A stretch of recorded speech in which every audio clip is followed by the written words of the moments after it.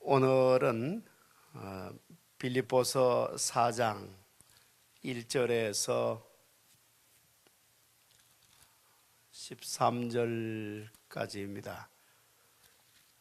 로마 감옥 안에서 기쁨을 노래한 사도 바울의 빌립보서, 이제 오늘 살펴보고 다음번 한 번 더 살펴보는 것으로 빌립보서를 끝내도록 하겠습니다. 우리 1절부터 13절까지 같이 한번 교독하겠습니다. 그러므로 나의 사랑하고 사모하는 형제들, 나의 기쁨이요 면류가 아닌 사랑하는 자들아, 이와 같이 주 안에 서라. 내가 유오디아를 구원하고 순두개를 구원하노니 주 안에서 같은 마음을 품어라. 또 참으로 나와 멍에를 같이 한 내게 구하노니 복음에 나와 함께 힘쓰던 저 여인들을 돕고 또한 클레멘토와 그 외에 나의 동역자들을 도우라. 그 이름들이 생명책에 있느니라. 주 안에서 항상 기뻐하라. 내가 다시 말하노니 기뻐하라. 너희 관용을 모든 사람에게 알게 하라. 주께서 가까우시니라. 아무것도 염려하지 말고 다만 모든 일에 기도와 간구로 너희 구할 것을 감사함으로 하나님께 아뢰라. 그리하면 모든 지각에 뛰어난 하나님의 평강이 그리스도 예수 안에서 너희 마음과 생각을 지키시리라. 끝으로 형제들아, 무엇이든지 참되며 무엇이든지 경건하며 무엇이든지 옳으며 무엇이든지 정결하며 무엇이든지 사랑받을 만하며 무엇이든지 칭찬받을 만하며 무슨 덕이 있든지 무슨 기림이 있든지 이것들을 생각하라. 너희는 내게 배우고 받고 듣고 본 바를 행하라. 그리하면 평강의 하나님이 너희와 함께 계시리라. 내가 주 안에서 크게 기뻐함은 너희가 나를 생각하던 것이 이제 다시 싹이 나미니 너희가 또한 이를 위하여 생각은 하였으나 기회가 없었느니라. 내가 궁핍함으로 말하는 것이 아니니라. 어떠한 형편에든지 나는 자족하기를 배웠노니 나는 비천에 처할 줄도 알고 풍부에 처할 줄도 알아. 모든 일 곧 배부름과 배고픔과 풍부와 궁핍에도 처할 줄 아는 일체의 비결을 배우노라. 다 같이 내게 능력 주시는 자 안에서 내가 모든 것을 할 수 있느니라. 아멘. 이 1절의 말씀은 앞에 붙여도 좋고 뒤에 붙여도 좋은 말씀입니다. 아시다시피 원래 성경은 장과 절이 없었죠. 그렇기 때문에 어느 절수이든지 앞뒤로 다 연결시킬 수가 있습니다.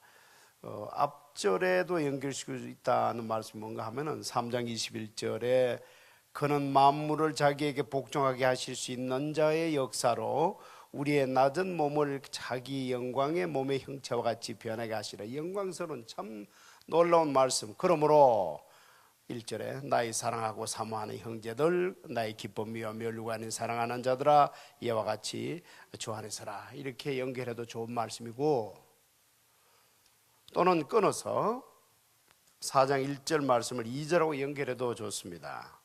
참 1절에서는 그렇게 벅찬 말씀이죠. 너무나 영광스럽고 너무나 기쁨이 충만한 말씀. 그런데 2절에서는 유오디아와 순두개가 다투는, 서로 얼굴을 보지 않는 그런 모습을 기록해 놓고 있습니다. 얼마나 대조를 이루는 말씀이겠습니까? 그러니까 이 말씀을 사도 바울께서 이렇게 의도를 했다고는 저는 보지 않아요. 이렇게 대조를 이루기 위해서 이렇게 나란히 쓰셨다라고 저는 보지는 않지만, 그러나 적어도 편지를 받아 읽는 빌립보 교우들의 입장에서는 뒷말씀하고도 연결해서 좀 생각하게 되는 그런 말씀이 아니었겠습니까? 이 두 자매는 유오디아와 순두개는 이 빌립보 교회에 상당한 영향력을 발휘하는 위치에 있었던 것 같습니다. 이름이 나오고 또 상당히 심각하게 사도 바울이 말씀하는 걸 보았을 때 상당한 위치에 있었던 여성 지도자들이었던 것 같습니다. 말하기 좋아하는 사람들은 이 두 사람이 빌립보 감옥의 간수장 아내와 루디아가 아닐까 하는데 그건 좀 지나친 상상이고요.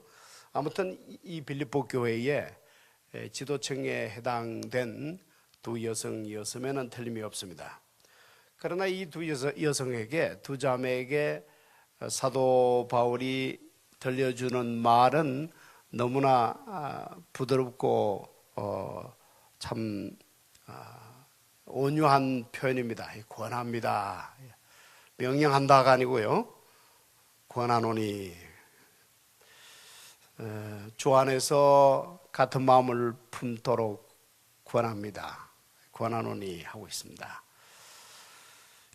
주 안에서 주님의 인품, 주님의 성품, 주님의 사랑, 주님의 희생, 주님께서 교회에 부탁하신 것, 이런 것들을 생각들을 하시고, 특별히 교회가 이 세상에 존재하는 목적, 한 영혼이라도 더 구원하라고 부탁하신 우리 주님을 생각하면서 한마음이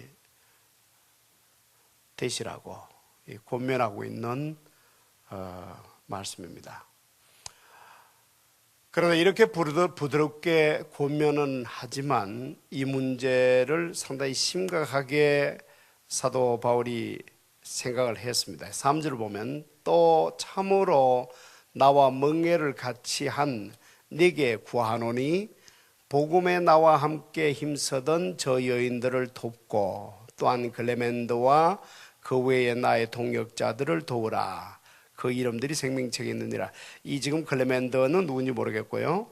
그 외에 사도 바울의 동역자들 어떤 사본을 보면 이 여인들이 사도 바울도 도왔지만 또 클레멘더라는 형제도 돕고 또 그 외의 동역자들을 참 많이 도왔다. 이렇게 돼 있어요. 또 아무튼 여기에 지금 초점은 이 두 여성입니다. 유오디아와 순두개를 어떻게든지 한 마음을 품도록 애를 많이 쓰고 있습니다. 이 너라는 사람이 동작하는데 참으로 나와 멍에를 같이 한 네게 구하노니, 이 네가 누군지는 모르겠어요. 아무튼 이 교회의 화평을 위해서 힘쓰는 어느 누구를 가리키고 있습니다. 어쩌면 빌립보 교회 전체를 통칭하여 너라고 했는지도 모르겠어요. 아니면 일부러 이렇게 이름을 밝히지 않았을 수도 있겠습니다. 아무튼 너라는 말 속에 개개인을 넣어도 좋겠고 빌립보 교회 전체를 넣어도 좋겠고, 초점은 이렇게 두 사람을, 두 여성 지도자를 한 마음이 되도록 애를 쓰는 그것을 강조하고 있습니다. 두 가지를 말하면서 부탁하고 있어요. 하나는 그들의 이름이 생명책에 기록되어 있다는 사실. 지금은 그런 불편한 사이이지만 장차 하늘나라에 가보면 두 사람 나란히 생명책에 기록되어 있는 것을 보게 될 것이다. 이걸 들려주고, 또 하나는 과거에 그들이 얼마나 복음을 위하여 아름답게 헌신했던가, 주의 일을 했던가를 또 들려주는 것으로. 그러니까 미래와 과거를 다 들려주면서 비록 오늘 현재는 그들이 그렇게 불화 가운데 있지만 과거와 미래를 들려줌으로써 다시 화해하고 다시 한 마음을 품도록 애써달라고 부탁하고 있습니다. 그러니까 오늘 현재의 모습만 보지 말자는 것이죠. 그들의 아름다웠던 과거와 또 영광스러운 미래를 생각하면서 힘써라, 한 마음이 되도록 힘써 주시오 하고 구원하는 사도 바울입니다. 여기서 우리가 이제 귀한 교훈을 하나 얻습니다. 교회의 어떤 두 사람이 불편한 관계나 불화하게 될 때 어떻게 하는 것이 가장 좋은가라는 교훈을 우리가 여기서 얻습니다. 이 가장 안 좋은 것이 한쪽 편을 드는 거예요. 그러나 대부분이 이렇게 한쪽 편으로 기울어지지요. 뭐 그럴 수밖에 없을 것입니다. 나한테 와서 상대방을 비난하는데 너 그러면 못 써, 그럴 수도 없고 말이죠. 그렇게 딱 부러지게 말을 해줄 수 있는 위치에 있지도 않고 참 그래서 할 수 없이 뭐 같이 들어주고 그러다 보니까 결국 와서 상대방을 비난하는 그 사람 편이 되어 줄 수밖에 없는 그것이 오늘 우리들의 대부분의 현실이 아닌가 하는데 그건 아주 안 좋은 것이죠. 그것은 조금 더 유익을 주지를 못합니다. 오히려 죄만 짓게 할 뿐입니다. 오늘 말씀에서 하나의 교훈은 우리가 받는 것이 좋겠죠. 그들의 과거가 그리고 그들의 미래가 그래도 생명책에 기입될 두 사람이다. 또는 그들의 과거도 있잖아요. 과거에도 열심히 한 적이 있지 않느냐. 과거에 아름답게 헌신했던 것. 참 이런 것들은 구체적으로 우리가 어떻게 적용할지는 모르겠지만 어떤 귀한 교훈은 우리에게 주는 것이 매 틀림없습니다. 우리가 조금 더 길게 보고 넓게 보고 멀리 보고 좀 크게 보는 그런 태도를 교훈해 주고 있습니다. 4절부터 7절까지는 빌립보서의 주제라고 할 수 있는 기쁨에 관한 말씀인데 또 들려주죠. 참 행복의 비결이라는 제목으로 들어도 좋겠어요. 유엔에서 발표한 원래 세계에서 제일 행복 지수가 높은 나라들을 1위부터 쭉 발표한 것을 오늘 아침에 제가 보게 됐는데 한국은 57등이더군요. 한국보다 훨씬 못 사는 것으로 우리는 이해하고 있는 멕시코가 24등이더군요. 그러니까 우리 한국보다 행복 지수가 2배나 높아요. 물질적으로는 우리 한국이 훨씬 더 2배나 더 부자가 되어 있는 것 같은데 행복 지수는 오히려 2배 반으로 밖에 안 되는 그 모습을 봅니다. 왜 그렇죠? 왜 행복 지수는 이렇게 차이가 나는 것입니까? 오늘 사도 바울이 들려주는 참 행복의 비결 3가지를 우리가 좀 들여다보도록 하십시다. 4절 주 안에서 항상 기뻐하라 내가 다시 말하노니 기뻐하라. 이게 첫 번째 행복의 비결은 기뻐하라. 항상 기뻐하라. 그러나 이 말씀 솔직히 쉬운 말씀은 아니죠. 아닙니다. 저도 이 말씀대로 참 안 되대요. 안 됩니다. 이 베스다 홀에 가보시면은 지난번 행복한 출발 그 환영 만찬 아니고 수료 만찬 졸업식 때 찍은 사진들을 쭉 붙여 놓았던데 제가 그 오후에 이렇게 보니까 다들 그렇게 웃는데 왜 나는 인상을 쓰면서 찍혔는지 이 2팔로 머리를 들어서 사랑합니다라는 그 장면도 인상을 쓰고 찍었더라고요. 근데 그 사진들 밑에 보니까 원하는 사진은 가져가세요 그랬길래 아이고 잘 됐다 해서 그 중에서 인상 제일 많이 쓴 2장은 이제 뽑아가지고 제 책상에 갖다 놓을까 하다가 그래도 남들은 웃는데 그 웃는 분들이 가져가도록 해드려야지 해서 그대로 놔두긴 했습니다만 항상 기뻐하라. 잘한대요. 쉽지가 않아요. 거기다 사도 바울은 내가 다시 말하노니 기뻐하라 그러죠. 참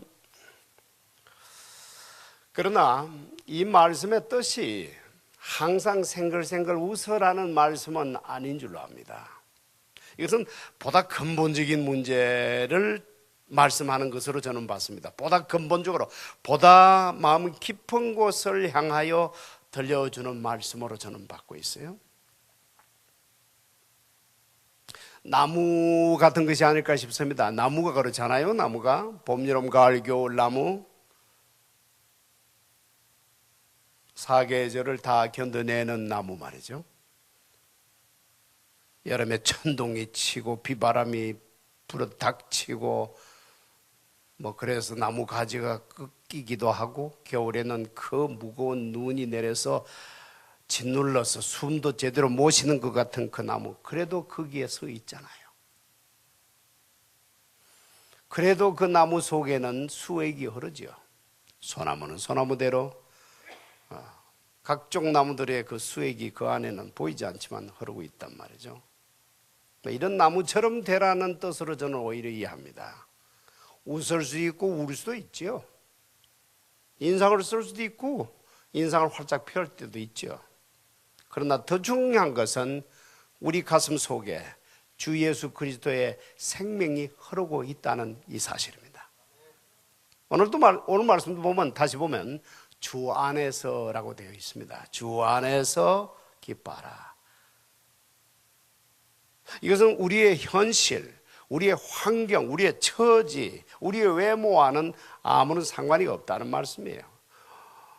우리 안에 있는 주 예수님이 주신 그 생명과 그 기쁨, 그 행복은 어느 누구도 빼앗아갈 수가 없습니다. 참 행복의 두 번째 비결은 5절 봅시다. 너의 관용을 모든 사람에게 알게 하라. 주께서 가까우시니라. 주께서 가까우시다라고 생각하면 우리도 관용을 보여줄 수가 있죠. 주님이 먼저 오시든지 아니면 우리가 먼저 가든지 주께서 가까우시다는 것을 잊지만 않는다면 우리가 지금보다는 훨씬 더 관용을 베풀며 살 수가 있을 것입니다.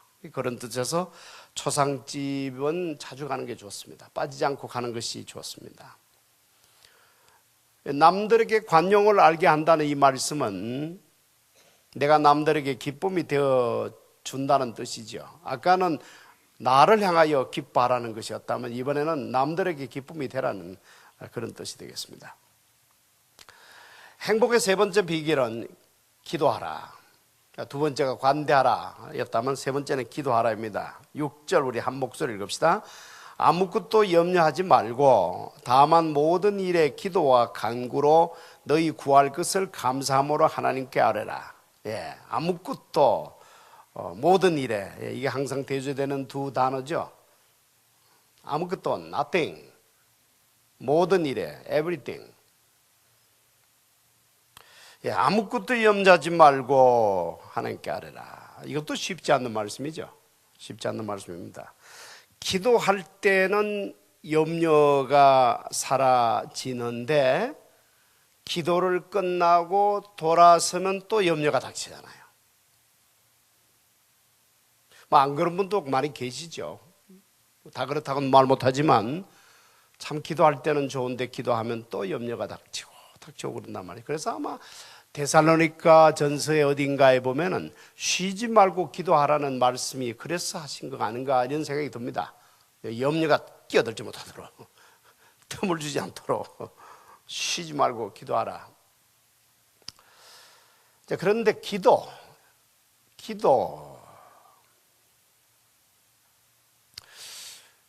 기도에 큰 기도 제목이 있고 작은 기도 제목이 있는 것으로 우리들도 생각을 하는데 영국의 글렌 캠버 누굽니까? 캠벨 몰간 목사님, 그분이 어느 집회에 참석했던 경험을 쓴 글을 읽어봤는데 어떤 부인이 목사님 사실 그래 한 작은 기도까지도 그런 작은 것까지도 기도해야 하나요? 라고 물었을 때 그렇게 물은 의도는 우리가 분명히 알 수 있죠. 그런 것까지 기도는 안 해도 되지 않습니까? 라는 뜻으로 물었겠죠. 이렇게 대답했다고 합니다. 크신 하나님 앞에 Big God, 크신 하나님 앞에 얼마나 커야 큰 기도 제목이 되겠습니까? 그러니까 큰 기도 제목은 있을 수 없다는 얘기죠. 크신 하나님 앞에 아무리 큰 기도 제목이라 한들 하나님 앞에 그게 크겠느냐는 뜻이죠. 다시 말해서 하나님 앞에, 크신 하나님 앞에는 큰 기도 제목이 있고 작은 기도 제목이 있는 게 아니라는 말씀입니다. 그보다 더 중요한 것은 하나님과 무엇이든지 주고받을 수 있는 그런 인격적인 관계, 이게 100배 더 중요하죠. 부자지간이 되었느냐 부녀지간이 되었느냐 이게 훨씬 더 중요합니다. 지극히 작은 것까지도 기도할 수 있는 그 사람이 최고로 하나님이 기뻐하시고 하나님과 제대로 되어 있는 관계가 제대로 되어 있는 사람입니다. 큰 기도 작은 기도, 큰 기도 제목 작은 기도 제목이 아니고 그런 관계를 누리는 사람. 그렇죠. 학교 갔다 온 딸의 엄마에게 고졸매졸 이번 학교에서 학교에는 어떤 일이 있었고 이런 딸이 좋아요, 아니면 우리 딸은 과묵해 그러면서 그 과묵한 딸이 큰일 많이 저지르죠. 관계. 그러니까 이 비결은 기도하라 했지만 기도를 얼마나 열심히 하느냐, 기도를 얼마나 많이 하느냐, 기도를 얼마나 크게 하느냐, 물론 그것도 좋죠. 그러나 여기서 더 중요하게 강조한 것은 아버지와 그런 관계가, 그러니까 쉬지 말고란 말은 24시간 호흡하듯이 그런 관계가 되어 있으라는 말씀이었거든요. 기뻐하라, 관대하라, 기도하라, 이 세 가지가 참 행복의 비결입니다. 그러면 7절에 그리하면 모든 지각에 뛰어난 하나님의 평강이 그리스도 예수 안에서 너희 마음과 생각을 지키시리라. 무엇을 지켜줍니까? 우리 마음과 생각을. 누가 지켜줍니까? 하나님의 평강이. 어떤 평강입니까? 모든 지각에 뛰어난 평강. 이 모든 지각에 뛰어난 평강이란 말씀의 뜻은 말로는 설명할 수가 없는 평강이다. 이치적으로, 논리적으로 설명할 수가 없는 평강입니다. 내가 이 지경에 이렇게 평안해도 되나 하는 평안. 이 지경에는 내가 이렇게 마음이 편안하면 안 되는데 하는 그 편안함. 그게 바로 지각의 beyond, 지각에서 뛰어넘는, 이치적으로는 설명할 수 없는 그 평강. 그게 바로 하나님의 평강입니다. 어떻게 할 때 그렇게 된다고요? 6절과 7절 같이 합독하십시다. 아무것도 염려하지 말고 다만 모든 일에 기도와 간구로 너희 구할 것을 감사함으로 하나님께 아뢰라. 그리하면 모든 지각에 뛰어난 하나님의 평강이 그리스도 예수 안에서 너희 마음과 생각을 지키시리라. 아멘. 마음과 생각을 지켜주는 그것이 있다면 우리들의 간절한 소원이 그거죠. 이 마음과 생각은 꼭 고삐 풀린 그것과 같아서 그냥 뛰쳐다니잖아요. 이거 참, 이것을 지켜 주는 것이 하나님의 평강이라는 거예요. 하나님의 평강이 우리의 마음과 생각을 지켜준다는 말씀도 보면 재밌어요. 빌립보 교회를 향하여 이 편지를 썼는데, 빌립보 하면 빌립보 성이 있잖아요. 우리가 다 알다시피 빌립보에 갔을 때 빌립보 성 안에는 기도할 곳이 있고 성 밖에 강가에 가서 루디아를 만나서 그렇게 돼 있지 않습니까? 그러니까 빌립보 하면 빌립보 성이 먼저 연상이 되고, 빌립보 성에는 항상 성루 또는 군인들이 빌립보 성을 다 지키고 그렇게 돼 있는데, 지키리라는 말씀이 guard면 guard. 그러니까 빌립보 성을 군인들이 다 지키는 그 모습이에요. 우리의 마음과 생각을 하나님의 평강이 가드로 딱 서서 지켜주신다는 말씀이야. 참 얼마나 좋습니까?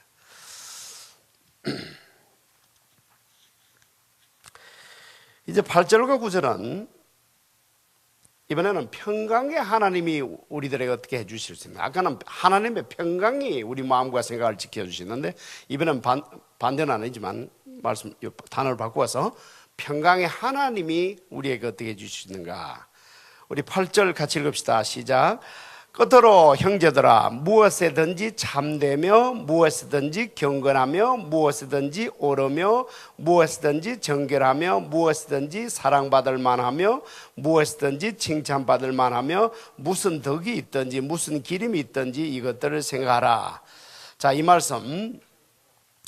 말씀을 통하여 이제 이 말씀을 생각하고 이 말씀을 또 행하면 평강의 하나님이 함께 해주신다 라고 말씀하십니다. 우선 서둘러서 말씀드리면, 평강의 하나님이 이렇게 해주시는 이유는 지금 방금 읽은 이 내용이 전부 예수님이세요. 전부 우리 예수님의 인격과 성품, 인품을 그대로 열거하고 있습니다. 지금 8가지인데요 이 8가지가 전부 우리 예수님의 인격 또는 성품, 성격, 이것이 그대로 이 안에 다 들어있습니다.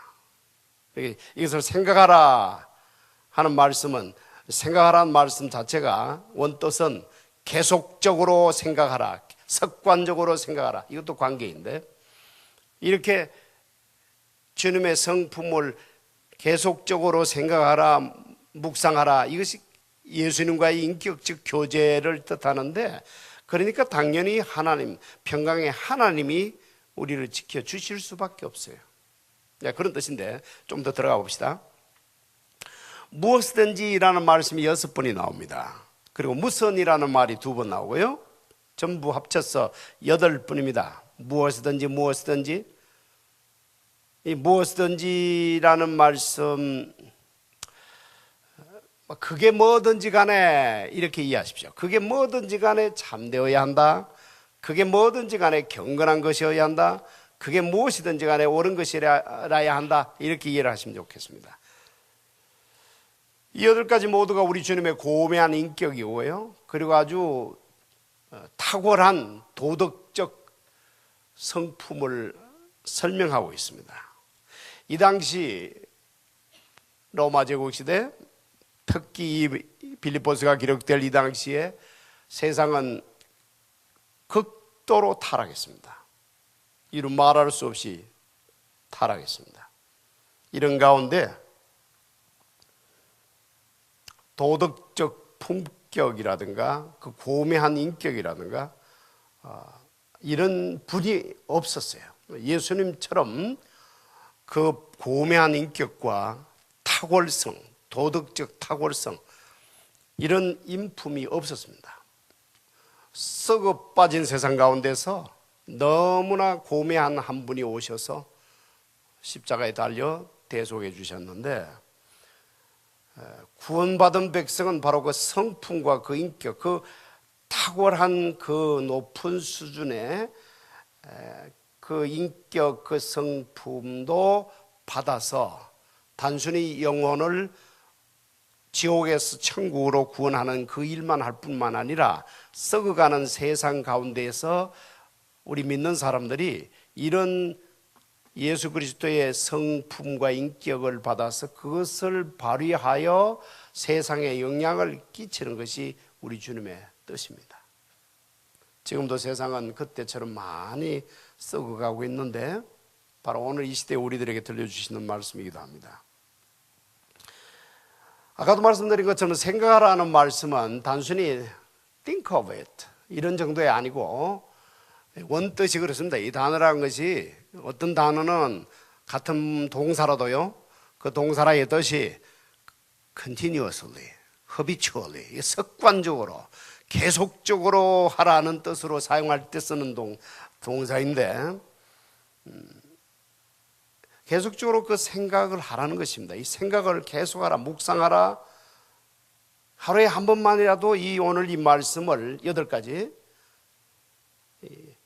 묵상하고 내 마음속에서 되새김질을 해보고 그러라는 것입니다. 그렇게 하는 데는 이유가 있어요. 그렇게 하는 그 효과가 있어서 그런데, 자, 이것은 참된 것인가?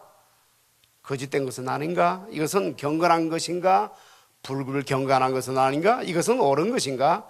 그런 것은 아닌가? 이것은 정결한 것인가? 더러운 것은 아닌가? 이것은 사랑받을 만한 것인가? 미움받을 것은 아닌가? 이것은 칭찬받을 만한 것인가? 비난받을 것은 아닌가? 덕을 세우는 것인가? 덕이 못되는 것은 아닌가? 하나님께 영광 돌릴 일인가? 영광을 가리는 것은 아닌가? 이런 것을 생각하라. 이 생각을 하는 이유는요, 생각은 씨앗이란 말이 있습니다. 씨앗은 뿌리면 반드시 싹이 나고 있게 되어 있는데, 생각은 씨앗이에요. 생각은 생각으로 끝나는 것이 아니고, 생각은 반드시 행동에 영향을 끼치고 실질적으로 행동을 잉태해냅니다. 만들어냅니다. 이 생각이 얼마나 중요한 것인가 하는 것은 뭐 우리가 상식적으로도 다 알고 있습니다만은, 죽음의 수용소라는 책, 빅토르 프랭클, 유대인인 빅토르 프랭클, 우리 도서관에도 몇 권 있을 거예요. 그 생각의 중요성을 참 많이 강조해요. 유대인인데 자신과 자신의 가족들이 모두 아우슈비츠 수용소에 갇히게 되었는데, 그 중에 어떤 다른 사람인데 꿈을 꿨어요. 3월 30일에 미군이 와서 아우슈비츠 다 해방시키고 자기들도 나가게 될 것을 꿈을 꾸게 된 겁니다. 그러니까 이 꿈 얘기를 자꾸 들려주면서 우리 드디어 3월 30일에 우리는 다 나가게 된다고. 그러나 그날 아무 일도 안 일어났어요. 그 다음 날 죽었어요. 그래, 이것이 뭘 말해 주겠는가 하면 이 생각이 얼마나 영향을 크게 끼치는가 하는 것을 그대로 보이죠. 이 닥터 프랭클, 이분이 빅토르 프랭클 사실 요 밑에 와서 살았어요. 샌디에고까지 와서 살았는데, 이분은 그 당시에 그런 생각을 많이 했답니다. 아내 생각을 참 많이 했대요. 아내 걱정을 했다는 것이 아니고 지금 완전히 분리되어 있죠. 여자 남자 다 분리돼서 그렇게 가두어져 있었는데 그때 아내 생각을 계속했답니다. 아내와 손잡고 숲속을 거니는 상상도 하고, 그리고 석양 때 또 같이 걸어가는 생각도 하고, 아무튼 좋은 생각, 상상을 그렇게 했는데 그게 참 도움이 됐다고 그래요. 이 생각, 씨앗이기 때문에 좋은 씨앗을 심어야 되겠는데, 아까 8가지가 전부 좋은 씨앗들이에요. 미움이라든가 거짓이라든가 악한 게 하나도 없었잖아요. 우리 주님의 성품이기 때문에 이것은 참된 것인가, 이것은 경건한 것인가, 이것은 옳은 것인가, 이것은 정결한 것인가, 이것은 사랑받을 만한 것인가, 이것은 칭찬받을 만한 것인가, 이것은 덕을 세우는 것인가, 이것은 하나님께 영광 돌릴 만한 일인가, 이런 것들을 자꾸 생각한다는 것은 생각이 생각으로 없어져 버리는 것이 아니고 그것이 씨가 되어서 그대로 열매가 맺히게 되는 것이기 때문에 이 생각도 함부로 하면 안 됩니다. 그래서 이것을 habitually, continuously, 계속적으로, 습관적으로 이런 생각을 하라. 그리하면 또 이렇게 하면서 실제로 그렇게 말하고 행동하면, 9절의 말씀이겠죠. 너희는 내게 배우고 받고 듣고 본 바를 행하라. 그리하면 평강의 하나님이 너희와 함께 계시리라.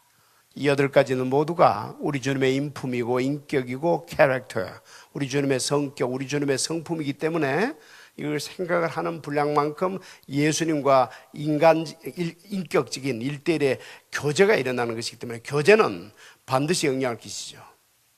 교제는 반드시 영향을 끼치게 되겠습니다. 인격적 교제는, 살아있는 인격적 교제. 그렇게 되면은 평강의 하나님께서 함께 해 주십니다. 아까는 하나님의 평강이 지켜주시리라. 아무것도 염려하지 말고 다만 모든 일에 기도와 간구로 너희 구할 것을 감사함으로 하나님께 아뢰라. 그리하면 모든 지각에 뛰어난 하나님의 평강이 그리스도 예수 안에서 너희 마음과 생각을 지키시리라. 여기서는 평강의 하나님이 함께 해 주시리라 약속합니다. 이제 10절부터 13절까지는 사실은 다음 주에 공부할 내용입니다. 사실은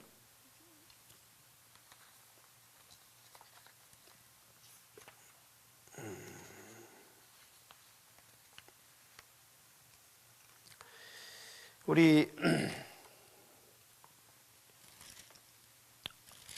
10절부터 13절, 우리 12절까지만 같이 한번 읽을까요? 10절부터 12절까지 시작.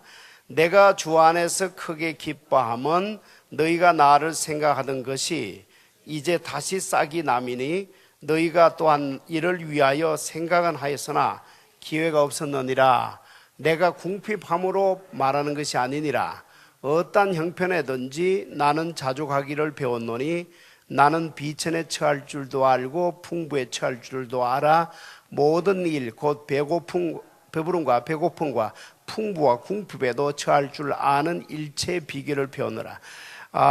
로마 감옥 안에 갇혀 있는 사도 바울에게 빌립보에서 아마 에바브로디도 편이었을 겁니다. 에바브로디도 편으로 빌립보 교우들이 헌금을 모아서 로마 감옥에 계시는 사도 바울에게 전달을 했습니다. 그 얘기예요. 참 주 안에서 내가 크게 기쁘다 하면서 헌금 보내준 것을 참 감사해하고 있습니다. 그러나 곧 이어서 내가 궁핍함으로 말하는 것이 아니니라. 어떠한 형편에든지 나는 자족하기를 배웠다.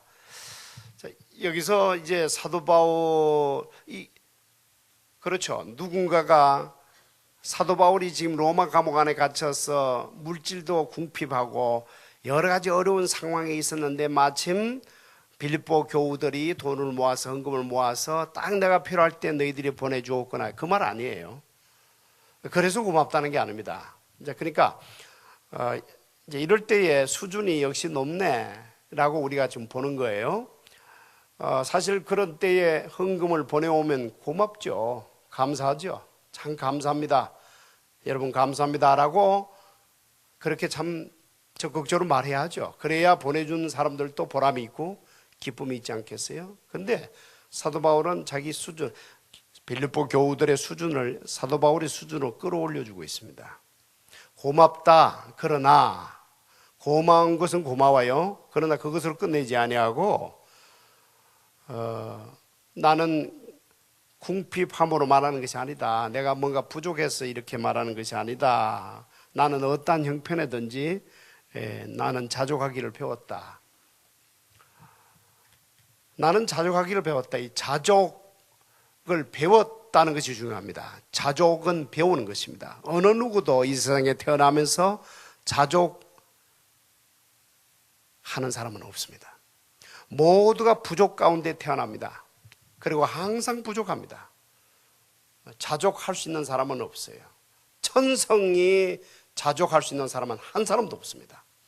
이 땅에 태어난 모든 사람은 부족 가운데 태어나는 것이고 자족이라고 하는 것은 반드시 배워야 합니다. 살아가면서 이런 일 저런 일 당하는 가운데 자족을 배워가야 합니다. 자족은 배우는 것이에요. 아까 말씀드린 그 죽음의 수용소에 이런 내용도 있더군요. 그분이 정신과 비엔나 대학교의 정신과 교수인데 딱 들어가니까 완전히 박탈, 모든 것을 머리카락 하나도 남기지 않고 전부 남기지 않고 다 박탈당했습니다. 물론 옷은 물론이고 뭐 가져갔던 책 뭐 다 박탈당했어요. 있는 것이라고는 몸뚱아리 하나밖에 남지 않게 되었는데 완전한 상실감, 완전한 박탈감. 그 다음부터는 말도 안 건너는 거죠. 손가락으로 요거로 가지고 다 사인합니다. 요러면 가고 요러면 오고.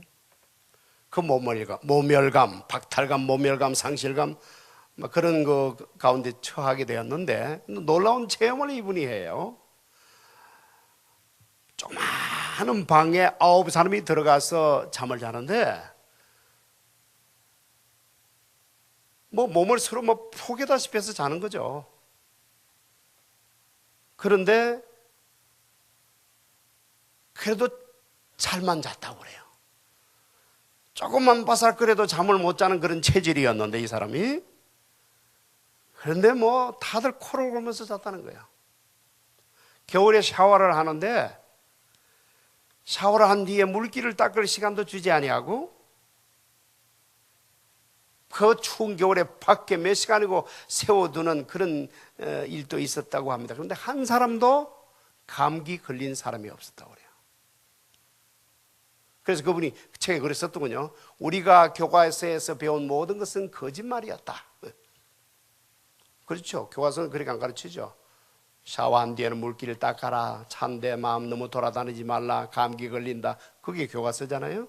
그거 다 거짓말이라는 거예요. 물론 조금. 아무튼 그걸 통해서 이분이 뭘 강조하는가 하면 하나님이 만드신 인체는 엄청난 적응력이 있다는 겁니다.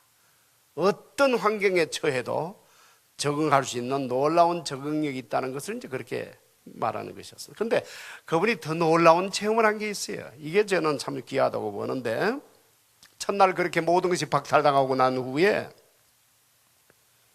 이제 옷을 배급받았는데 그 옷은 마침 바로 앞에 사람이 가스실로 끌려가기 직전에까지 입었다가 벗어놓은 옷이었습니다. 옷이랄 것도 없죠. 걸레죠, 걸레. 다 떨어진 걸레, 냄새나는 걸레 같은 것인데 그거 이제 자기한테 배당이 된 거예요. 그래서 그걸 갖다 딱 펼쳐보는 순간에 뭐가 하나 툭 떨어지더래요. 보니까 조그마한 종이 조각 하나가 떨어졌습니다. 그것을 펴보니까 신명기 6장 4절의 말씀. 이스라엘아 들으라. 쉐마라는 거죠. 이스라엘아 들으라. 우리 하나님 여호와는 오직 유일한 여호와이시니. 신명기 6장 4절 말씀이 조그마한 깨알처럼 고개 톡 떨어지더라는 겁니다. 누가 볼까 봐 얼른 숨기긴 했는데 그 말씀이 그 프랭클 박사를 살렸다고 해요. 여기서도 살아남으라 하는 하나님의 말씀으로 받았다는 것입니다. 그러니까 결국 무슨 말씀이에요? 인간의 인체를 그런 이 형편 저 형편에도 적응할 수 있는 놀라운 인체로 하나님이 만드시기도 했지만, 그러나 그보다도 더 파워풀한 것은, 그보다 큰 능력은 하나님의 말씀이라는 뜻입니다. 오늘 사도 바울도 이렇게 말씀하는 거로 오늘 말씀을 끝내고 있습니다. 13절 우리 함께 같이 읽읍시다. 시작. 내게 능력 주시는 자 안에서 내가 모든 것을 할 수 있느니라. 아멘. 내게 능력 주시는 자 안에서 내가 모든 것을 할 수 있느니라. 사도 바울이 얼마나 주님 안에서 인격적인 펠로우십, 인격적인 교제를 했던지요, 이렇게까지 말하고 있습니다. 능력도 믿었지만요, 내가 그분 안에 있는 것도 믿었어요. 두 가지 다 믿은 거예요. 대체로 보면 한쪽은 기울어집니다. 능력은 믿는데 그분과 인격 교제가 부족한 사람이 있고, 인격 교제는 좀 하는데 능력을 믿지 않는 사람이 있고, 참 예수 그리스도 그분의 인격, 그분 안에 자신이 있는 것도 자기가 믿었고, 그러면서 또 그분의 능력도 믿었던 사도 바울. 이것이 오늘 이렇게까지 고백하게 하는 것입니다. 능력 주시는 자 안에서 내가 모든 것을 할 수 있다. 이것이 저와 여러분의 소원이 되기를 바랍니다. 모든 것을 할 수 있느니라, 좋은 말씀이죠. 그렇죠. 뛰어넘을 수 있는 놀라운 능력, 놀라운 비결. 그러나 그것이 되게 만든 것은 능력 주시는 자 안에서 예수 그리스도와의 개인적인 교제, 인격적 교제, 아무것도 보이지 않고 아무것도 없어도 되는 예수 그리스도와의 개인적인 교제, 그러면서 그분이 가지고 있는 능력, 이 안에서 돈이 있어도 좋고 없어도 좋고, 이 말씀이에요. 뭐 있으면 있는 대로 편리해서 좋겠고, 없으면 없는 대로 좋겠고, 그보다 더 뛰어넘는 수준, 그 뛰어넘는 수준으로 누리고 있는 사도 바울의 모습까지 빌립보 교우들의 수준을 높여주고 있는 것입니다. 우리가 주 예수님의 이런 주 예수님과 이런 인격적 교제나 또 이 능력을 믿는 비결은 말씀을 통해서입니다. 어차피 보이지 아니하시는 그분, 우리가 그분의 말씀을 통해서, 말씀 안에서 우리가 그분의 인격적인 교제를 누리고, 그러면서 예수 그리스도의 능력을 또 믿으면서, 또 그래서 그 힘 때문에 오늘 우리들이 처해 있는 어떤 환경이 어떠하다 할지라도 그것을 뛰어넘을 수 있는 그런 체험을 우리도 할 수가 있습니다. 할 수가 있습니다. 오늘은 주님께서 말씀 안에서 우리들에게 이렇게 격려해 주시고 힘을 주십니다. 주 안에서 기뻐하라. 항상 기뻐하라. 아무것도 염려하지 말고 다만 모든 일에 기도와 간구로 너희 구할 것을 감사함으로 하나님께 아뢰라. 그리하면 모든 지각에 뛰어난 하나님의 평강이 예수 안에서 너희 마음과 생각을 지키시리라. 아멘.